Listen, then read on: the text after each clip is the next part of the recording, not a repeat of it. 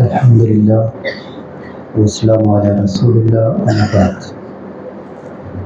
باب تعلیم الرجل، باب ہے آدمی کا تعلیم دینا، امتہ اپنی لونڈی کو، و اہلہ اور اپنے اہل یعنی اپنی بیوی کو۔ قال اخبرنا محمد بن سلام قال حدثنا المحاربی قال حدثنا صالح بن حیان قال قال عامر الشعبی حدثني ابو بردہ عن ابیہ۔ ابو بردہ رضی اللہ عنہ اپنے باپ سے روایت کرتے ہیں، قال کہتے ہیں قال رسول اللہ صلی اللہ علیہ وسلم نے فرمایا، ثلاثۃ تین آدمی لہم ان کے لیے اجران دوہرا اجر ہے، ڈبل اجر۔ رجل ایک وہ آدمی من اہل الکتاب جو اہل کتاب سے ہو، یہودی ہو یا عیسائی ہو، آمن بنبیہ پہلے وہ ایمان لایا اپنے نبی پر، بعد میں آمنا اور وہ ایمان لایا محمد صلی اللہ علیہ وسلم پر۔ جیسے مدینہ میں عبداللہ بن سلام رضی اللہ عنہ ایک بہت بڑے عالم تھے یہودیوں کے، بعد میں وہ نبی صلی اللہ علیہ وسلم پر بھی ایمان لائے، تو ان کو ڈبل اجر ملے گا۔ نمبر 2، والعبد اور ایسا غلام، والعبد المملوک ایسا غلام، وہ غلام اذا ادا جب وہ ادا کرے حق اللہ کا حق، و حق کا موالی اور اپنے آقا کا حق۔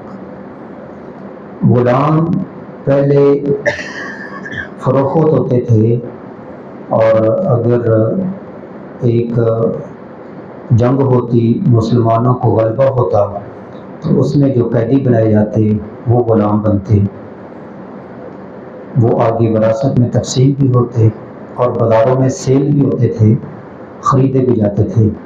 جیسے انسان کے جانور ملکیت میں ہوتے ہیں، ایسے وہ غلام بھی انسان کی ملکیت ہوتے تھے، ان کو بیچا بھی جا سکتا تھا، تو لوگ ان کے اوپر بڑا ظلم کیا کرتے تھے۔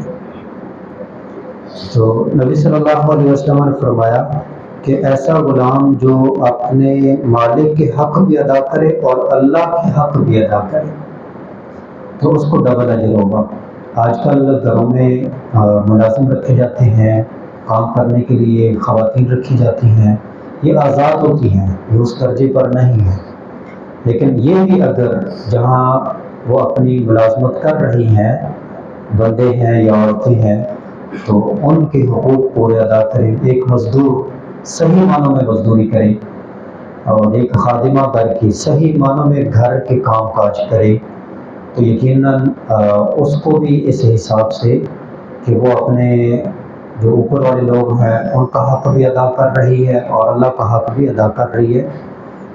حقیقی معنوں میں یہ غلام نہیں ہے، وہ غلام اب دنیا میں موجود نہیں، ایک نظام بنا ہے، قانون بنا ہے، اس کے تحت وہ ختم کر دیے گئے۔ ورجل اور تیسرا وہ آدمی کانت عندہ امۃ جس کے پاس لونڈی ہو، یہ غلام اور لونڈی، مرد کے لیے مذکر کے لیے غلام اور عورت کے لیے لونڈی لفظ استعمال کیا جاتا ہے امۃ۔ فادبھا وہ اس کو ادب سکھائے، لونڈی جو اس کی ملکیت اس کو ادب سکھائے، فاحسن تادیبھا اور اس کو اچھی طرح ادب سکھائے، وعلمھا اور اس کو تعلیم دے۔ ایک ہے لونڈی کو ادب سکھانا اور اچھا ادب سکھانا اور تعلیم کے زیور سے آراستہ کرنا، اور ایک اپنی بیٹیوں کو ادب سکھانا، ان کو تعلیم کے زیور سے آراستہ کرنا۔ اپنے گھر میں کام کرنے والی چھوٹی سی بچیاں آ جاتی ہیں چھوٹی چھوٹی، ان کو بھی تعلیم پر لگا دینا۔ فعلمہا اور اس کو تعلیم دے، فاحسن تعلیمہا اور اس کی اچھی تعلیم کرے، ثم اعتقہا پھر وہ اس کو آزاد کر دے، فتزوجہا اور اس سے شادی کر لے۔ پہلے اس کی ملکیت تھی، تعلیم دے کر اس کو آزاد کر دیا اور اب اس سے شادی کر لے۔ فَلَهُ اجران تو اس کے لیے بھی ڈبل اجر ہوگا۔ ثم قال عامر کہتے ہیں آتیناک، یا عامر شاہ بھی کہتے ہیں اپنے شاگرد کو کہتے ہیں ہم نے آپ کو یہ دے دی حدیث، بغیر شیء بغیر کچھ محنت مشقت یا معاوضے کے آپ کو فری میں حدیث دے دی۔ قد کان یرکب فیما دونہا الی المدینہ، قد کان یرکب سوار ہوا جاتا تھا فیما دونہا اس سے کم چیز کی خاطر للمدینہ مدینے تک۔ یہ کوفہ کے میں بیٹھے ہوئے ہیں تو کوفہ عراق میں ہے، تو عراق سے مدینہ کتنا سفر ہے، اتنی بڑی ہم نے حدیث آپ کو سنا دی فری میں، اس سے چھوٹی بات کی خاطر لوگ یہاں سے سفر کرتے مدینے کا اور وہاں سے وہ چیز لے کر آتے، تو علم کی خاطر لمبے لمبے سفر کیے جاتے تھے، تو ایک حدیث کی خاطر ایک چھوٹی سی بات کی خاطر لمبا سفر کیا جاتا۔ ہم نے آپ کو فری میں حدیث سنا دی۔ عامر شاہ بھی رحمہ اللہ کی یہی بات اگر میں یہاں پر دہراؤں تو آپ کو عشاء کے بعد ایک حدیث فری میں مل جاتی ہے۔ صحابہ کرام ایک حدیث کی خاطر ایک مہینے کا سفر کیا کرتے تھے، تو دل جمی کے ساتھ بیٹھا کریں، دل میں گھٹن نہیں ہونا چاہیے، بلکہ حدیث کو سنیں۔ جو حدیث کو سنتا ہے، یاد کرتا ہے اور آگے پہنچاتا ہے، نبی کریم صلی اللہ علیہ وسلم کی اس کے لیے دعا ہے نظر اللہ امرأن، اللہ اس انسان کو تر و تازہ رکھے۔ اس کے دو معنی ہیں، ایک آپ دعا کر رہے ہیں اللہ اس کو تر و تازہ رکھے، جیسے کھیتوں کھلیان تر و تازہ لہرا رہے ہوں، ایسے اس کی زندگی لہراتی رہے۔ دوسرا ہے کہ آپ خبر دے رہے ہیں، نظر اللہ، اللہ تر و تازہ رکھے گا۔